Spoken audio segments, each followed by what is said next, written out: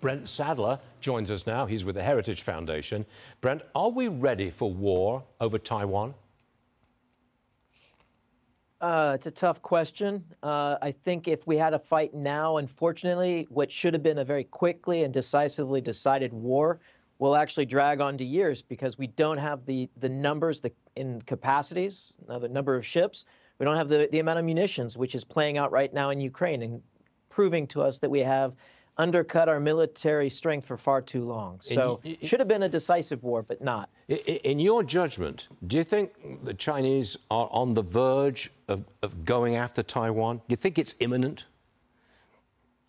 Imminent in the time frame of several years. I don't think it's imminent in the period of like several months or even in the Taiwan elections come in January. I don't think it's that close. But what I'm most concerned is the Chinese are very, very confident that they can take us on, that they could be victorious, but yet they still have to get a little bit more fidelity on how we and our allies would respond and really what our commitment is. So they have to test us.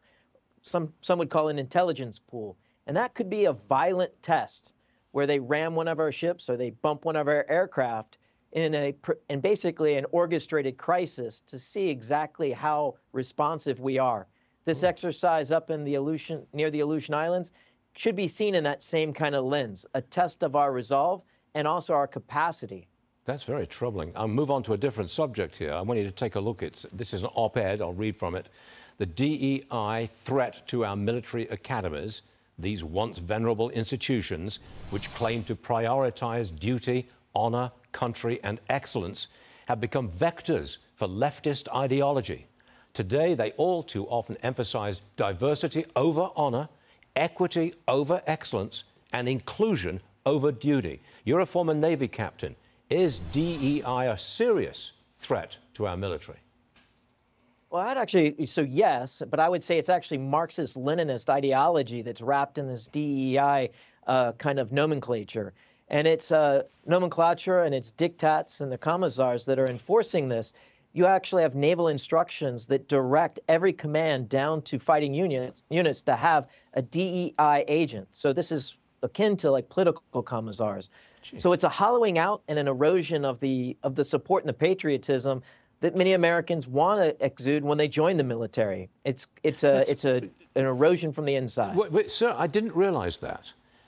I'm used to seeing movies and documentaries on the old Soviet Union, where every military unit would have a political commissar, a political guy on hand to make sure the military did the right thing. You're telling me that we have the same thing in the United States military? A commissar checking on DEI at the unit level? Yes. There's actual instructions in the Navy that actually direct exactly that. Could that instructor override the military commander of that unit?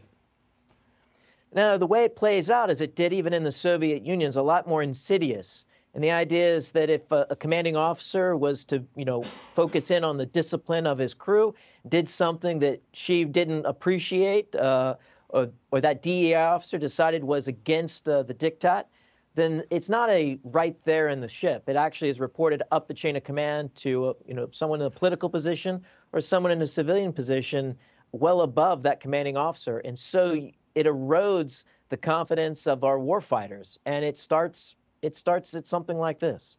Jeez, do these people know what they're doing? Good heavens.